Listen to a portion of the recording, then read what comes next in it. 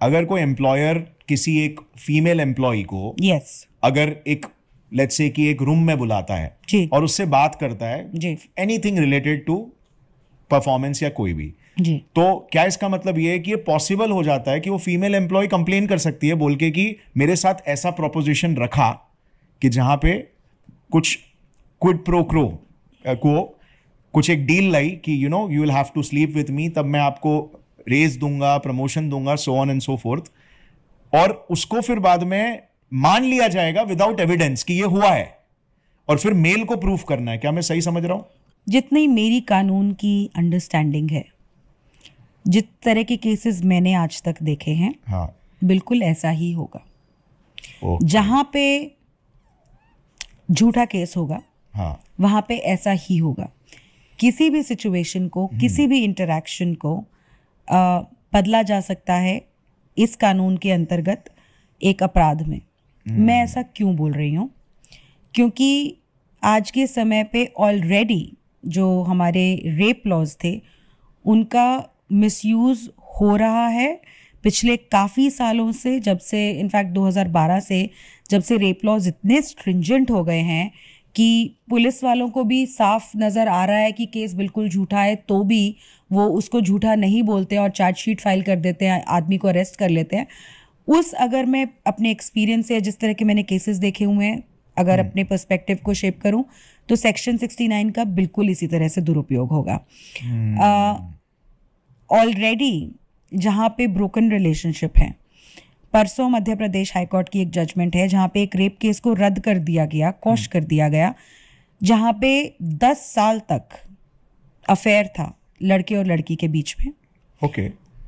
10 साल के अफेयर के बाद 1 साल हो चुका था ब्रेकअप हुए। हाँ। उसके बाद ये लड़की कहती है कि इसने मेरे को 10 साल तक शादी का झांसा देकर रेप किया। Oh my God. ठीक है, 1 साल बाद? जी, ब्रेकअप के 1 साल बाद, और टोटल 10 इयर्स का रिलेशनशिप। 1 साल तक सोए थे? हाँ, नहीं ये तो नहीं बोल सकते ना लड़कियों को। नहीं, बट ये कितना गलत है, राइट? बिल्कुल। तो यहाँ पे अब आप एक चीज देखिए, 10 साल का रिलेशनशिप था। उस 10 साल के बिगिनिंग में जब पहली बार सेक्स एस्टैब्लिश हुआ होगा, उस टाइम पे क्या उसने शादी का बोला था या नहीं बोला था? This is the point of contention. वो 10 साल तक जो रिलेशनशिप चला, she was also there. She was also there 10 साल तक, राइट? वो कंटिन्यूड जो रिलेशनशिप है, वो या किसी शादी के प्रिटेक्स्ट पे था या नहीं था, ये पॉइंट ऑफ कंटेंशन है। क्या उस महिला ने प्रूफ दिए होंगे एफआईआर दर्ज करने के लिए, ये पॉइंट ऑफ कंटेंशन है, राइट? चौथा, किस तरह का, क्या किसी तरह का मेडिकल दिया गया, ये पॉइंट ऑफ कंटेंशन है। Physical proof? आंसर ये है कि कुछ भी नहीं दिया जाता। ओके। एंड दैट इज बिना एविडेंस, बिना प्रूफ के, सिर्फ जो स्टेटमेंट है उसी ग्राउंड पे एफआईआर दर्ज होती है, आदमी का अरेस्ट होता है, उसको सालों साल केस झेलना पड़ता है। ये जो केस था, I am not too sure ये कितने समय चला, बट ऐसे भी केसेस हैं। सुप्रीम कोर्ट ने अभी अप्रैल में एक इस तरह के केस को रद्द किया था, झूठा रेप केस था वो। उसमें महिला शादीशुदा थी, एक बच्चे की माँ थी, एक एक्स्ट्रा मैरिटल अफेयर में वो जाती हैं। हाँ। इस आदमी के साथ जो उनके घर पे टेनेंट बन के आते हैं।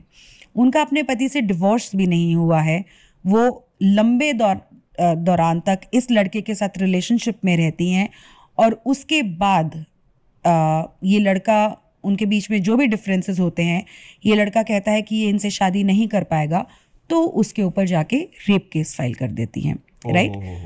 उस आदमी को सुप्रीम कोर्ट तक जाना पड़ा उस केस को रद्द करवाने के लिए। कितने लोग ऐसा अफोर्ड भी कर सकते हैं? उससे पहले आपका अरेस्ट होता है, आपकी एफआईआर दर्ज होती है, आपका अरेस्ट होता है, उसके बाद आपको सालों साल ट्रायल फेस करना पड़ता है। तो सेक्शन 69 में भी, जैसा मुझे लग रहा है इस टाइम पे, इसी तरह होगा। कॉर्पोरेट, पहले तो ये सिर्फ रिलेशनशिप्स के बीच में हो रहा था कि शादी का झांसा दिया, अभी तो इट्स एन ओपन ग्राउंड। मतलब दी ओनली कॉर्पोरेट पे बोलो, किसी भी अनजान इंसान को बोलो, इसने मुझे, हम ऐसे केसेस में देख रही हूँ गौरव, किसी भी बात में कोई भी डिस्प्यूट हो सकता है। पैसे का डिस्प्यूट हो गया। आपको एक बात बताती हूँ, दिल्ली का ही एक मैटर था, प्रॉपर्टी के ऊपर कुछ लेन देन के मैटर में डिस्प्यूट हो गया था। तो महिला ने जाके ये बोला कि इस आदमी ने इस प्रॉपर्टी का जो भी लोन वगैरह है वो पेमेंट करने के लिए हमारा कोई आर्ग्यूमेंट हुआ था, इसने मुझसे पैसे ले लिए, उसके बाद इसने मुझे ये बोला कि उस पैसे को पे करने के लिए जो प्रॉपर्टी के ऊपर था, लोन उठाया हुआ था जो भी, इसने कहा कि मैं तुम्हारी नौकरी लगवा दूंगा ताकि तुम उस जो तुम्हारे ऊपर डेट है उसको पे कर पाओ।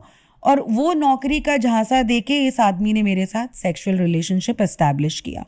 तो ऑलरेडी, जबकि फैक्ट ऑफ द मैटर ये था कि वहाँ पे कोई सेक्सुअल रिलेशनशिप एस्टैब्लिश नहीं हुआ था, कोई जॉब का झांसा नहीं हुआ था, इन लोगों का प्रॉपर्टी के उसके ऊपर लेन देन में डिस्प्यूट हो गया था और रेप का केस लगा दिया गया।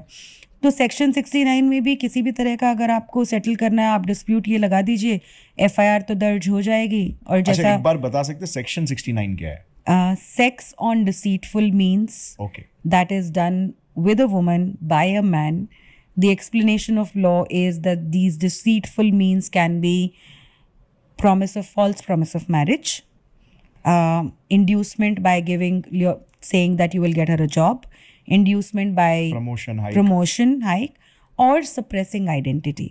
एक और इसका विंग है, अगर आपने अपनी आइडेंटिटी सप्रेस करके किसी महिला के साथ सेक्सुअल रिलेशनशिप में गए हैं तो वो भी एक क्राइम है। pretending to be someone else who you are not. Yes. Okay. मुझे ऐसा लगता है गौरव कि I don't know who that person is who came up with this law. This law is absolutely new. There was no law like this in the Indian Penal Code. जो भी इंसान इस law को लेकर आया है, उस इंसान का इंटेंट बेसिकली था लव जिहाद को कंट्रोल करना। ठीक है, क्योंकि बहुत सारे ऐसे केसेस आ चुके हैं जहाँ पे आइडेंटिटी बदल के इंसान मुस्लिम्स हिंदूज बन जाते हैं, वैसे रिलेशनशिप में चले जाते हैं और उसके बाद शादी हो जाती है और उसके बाद पता चलता है। तो इस तरह के बहुत सारे केसेस आए हैं। इंटेंट वो था, लेकिन क्योंकि उसको एक्सप्लिसिटली टारगेट नहीं कर सकते थे कि लोग फिर उसके बाद रिलीजन से जोड़ के उसको ना देखने लग जाएं, तो इन्होंने सभी को लपेट दिया। तो ये तो बहुत बुरी तरह बैकफायर हो गया। बहुत ही, अभी तो बैकफायर होगा। अभी तो आप देखिए, हम मेरे एक रिसर्चर है, विख्यात है उसका नाम, और वो मुझे बहुत सारे इस तरह के जो केसेस आते हैं न्यूज़पेपर में भेजता रहता है। कहीं पे कहा जा रहा है 13 साल तक शादी का झांसा दिया, कहीं पे 2 बच्चे की माँ बोल रही है शादीशुदा औरत कि उसको शादी का झांसा दिया गया। कोई चेक्स एंड बैलेंसेस नहीं है कि कितनी ड्यूरेशन तक ये झांसा दिया जा सकता है। 6 महीने, 1 साल, 2 साल, 13 साल, 15 साल, 20 साल। लेकिन महिला जाएगी 5 साल बाद भी कंप्लेन करो तो भी वैलिड होगा। जी बिल्कुल होगा। कोई बाइफिकेशन नहीं है लॉ में। और आज के टाइम पे तो हम लोग इस तरह के केसेस वैसे ही देख रहे हैं। अब तो BNS आ गया तो 69 सेक्शन अलग ही बन गया, बट आज से पहले मैं कितने सारे रेप केसेस हैंडल कर रही हूँ जहाँ पे लॉन्ग टर्म कंसेंशुअल रिलेशनशिप थी, किसी वजह से बात बिगड़ी और लड़की ने रेप का केस लगा दिया। तो अब ये BNS 69 में होगा। 4 साल का रिलेशनशिप था, 5 साल का रिलेशनशिप था, 10 साल का रिलेशनशिप था, उसके बाद आपने बस यही बोलना है कि रिलेशनशिप में शादी का इन्होंने झांसा दिया था। अब किस तरह की जजमेंट्स आएंगी वो भी हम देखते हैं गौरव। अभी तक तो ये था कि एटलीस्ट रेप का चार्ज होता था तो वहाँ पे कहीं ना कहीं कंसेंट, जब आपको दिखता था कि आप कंसेंशुअल उस रिलेशनशिप में थे, तो कोर्ट जो है पुरुष को बरी कर देता था कि भाई महिला की कंसेंट थी, कोई शादी का झांसा नहीं था। और अगर शादी की बात भी हुई थी तो महिला वयस्क थी, वो अंडरस्टैंड कर सकती थी कि क्या कॉन्सिक्वेंसेस हैं उस रिलेशनशिप के। लेकिन अब तो कानून में वो रेप का पार्ट निकाल दिया है। उन्होंने कहा है कि इसको हम रेप नहीं कहेंगे, लेकिन 10 साल तक की सज़ा होगी ऐसे पुरुष को। तो अब कंसेंट और विल का तो पूरा कॉन्सेप्ट इन्होंने यहाँ से हटा दिया। तो किस बिना पे ये पुरुष को दोषी मानेंगे, किस बिना पे नहीं मानेंगे, I think it's yet to be seen, but it is very scary. Right. I think ये बिना एविडेंसेस, बिना प्रूफ के केस दर्ज करना भी, आई थिंक ये एक बहुत बड़ा प्रॉब्लम है। बिकॉज जैसे आपने कहा कि process is the pain, right? नहीं, बट एक अब हालांकि जो हमारे नए कानून आए हैं उसमें ये कहा गया है कि प्रॉपर इंक्वायरी भी हो सकती है FIR दर्ज करने से पहले। लेकिन महिलाओं के जो कानून है उसमें ज़्यादातर पुलिस जो है किसी भी तरह का डिसीजन लेने में या डिस्क्रिशन इम्प्लीमेंट करने में बहुत संकोच करती है। प्रैक्टिकल लेवल पे वो प्रैक्टिकल हर्डल्स आ जाते हैं, या फिर ऐसा हो जाता है बहुत बार कि बिकॉज इंडिया में करप्शन का भी प्रॉब्लम है कि कभी कभार फिर करप्शन का बहुत ज्यादा प्रॉब्लम है। I don't mince my words while saying this. तो बहुत सारी आदमी को पहले ही पैसे भर देने पड़ेंगे, वो भी एक प्रॉब्लम प्रैक्टिकली अगर देखा जाए तो आ सकती है। बिल्कुल आएगी, नाम केस लिखा देंगे, बिल्कुल तो आएगी, हैरेसमेंट होगा, और भी ज्यादा करप्शन को बढ़ावा दे रहे हैं ये प्रोविजंस। राइट। और एग्जैक्टली वैसे तो अब जो हमारी जो सेट प्रेसिडेंट्स है, जजमेंट्स हैं, उसमें ललिता कुमारी की एक जजमेंट है जो कहती है कि एफआईआर तो पुलिस को दर्ज करनी ही करनी पड़ेगी। अब भारतीय न्याय संहिता के परिप्रेक्ष्य में उन जजमेंट्स का क्या इम्प्लीमेंटेशन होगा, that is yet to be seen, because 1 जुलाई को ही ये कानून लागू हुए हैं। लेकिन जो मेरा एक्सपीरियंस है, जितनी भी मैंने पुलिस ऑफिसर्स से बात की है, वो इन मैटर्स में अपनी डिस्क्रिशन या फिर अपना एक, जैसे कहते हैं ना कि आप वो भी at the end of the day रखते ही नहीं है। नहीं, अपना ओपिनियन नहीं Gaurav, at the end of the day वो भी ह्यूमन बीइंग्स हैं, है ना। उनको भी लगता है, उनको भी समझ में आता है कि ये बिल्कुल फर्जी केस है। लेकिन उनकी प्रॉब्लम ये होती है कि अगर वो एक स्टैंड ले लें तो उनको 1000 जवाब देने पड़ते हैं। ऐसे इतने सारे पुलिस ऑफिसर्स हैं जो मुझे कहते हैं कि दीपिका जी आप बहुत अच्छा काम कर रही हैं, और हमारे को खुद इतना दुख होता है जब हम बिल्कुल इनोसेंट इंसान के खिलाफ हमारे को एक्शन लेना पड़ता है। लेकिन हमारी ये मजबूरी है कि अगर हम एक्शन ना लें तो फिर वो महिला उसमें चली जाती है, कमीशन में चली जाती है, वहां से हमारे को डांट पड़ती है। अब धरना दे देती है महिलाएं हमारे पुलिस स्टेशन के बाहर आके, हम क्या करें? राइट। हमें पता भी बहुत सेंसिटिव बन जाता है, और मीडिया का भी लाइमलाइट फटाक से बिल्कुल इमीडिएटली, चाहे कितने भी फैक्ट्स हों। आप मानेंगे पिछले महीने मैंने एक केस में एक परिवार की मदद की। उसमें एक आदमी एक महिला से मैट्रिमोनियल वेबसाइट पे मिले थे। उन लोगों का कुछ 5-6 महीने का आपस में इंटरेक्शन रहा होगा। फिर उसके बाद उस आदमी को समझ में आया कि थोड़े से साइकोलॉजिकल इश्यूज़ हैं या कुछ प्रॉब्लम्स हैं, जिसकी वजह से उन्होंने रिलेशनशिप को आगे बढ़ाने से मना कर दिया। तो वो और बिल्कुल पीछे हाथ धो के उनके पड़ गई कि ऐसे कैसे, और इवेंचुअली उस महिला ने उसके ऊपर रेप का केस लगा दिया, ये कहते हुए कि इन्होंने तो मुझे शादी का झांसा दे के एक्सप्लॉइट किया। कोइंसिडेंटली वो ही लेडी 2 और पुरुषों के ऊपर इसी तरह का रेप का इल्जाम लगा चुकी है।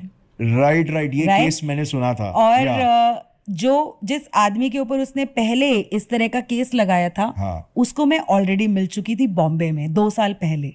ओके। तो जब इस आदमी ने मुझे उस महिला का नाम बताया तो एक स्ट्राइक हुआ कि इसके बारे में तो शायद मैं जानती हूँ, एंड आई वाज राइट। फिर मैंने इन सब लोगों को आपस में कनेक्ट किया, और any which ways now that person is pursuing legal recourse. But what happened was, इस बैकग्राउंड का होते हुए भी इस महिला का she just had to shed crocodile tears, और उनकी केस की कवरेज हर मीडिया में, आदमी का नाम सामने, आदमी की फैमिली का नाम सामने, उसकी फोटोज छपवा दी। I had to personally speak to so many news platforms and tell them that this is what the truth of the matter is. आप प्लीज़ इस इंसान का नाम हटा दीजिए, इसकी फैमिली का नाम हटा दीजिए। Thankfully they were kind enough and we were able to pull down those articles. But how many people can reach to me and get something like that done? Newspaper में नाम छप जाते हैं, फ़ोटो छप जाती है, एक एक्यूजेशन की ज़रूरत होती है, और आदमी को बिल्कुल उसकी सोशल रेपुटेशन के बारे में बिल्कुल नहीं सोचा जाता और डैमेज कर दिया जाता है। तो let's see how BNS 69 is going to roll out, but I feel that there are lot of innocent man who are going to be sacrificed under this law. अगर आपको ये क्लिप पसंद आई तो पूरे पॉडकास्ट का लिंक नीचे description में। Indulge and enjoy.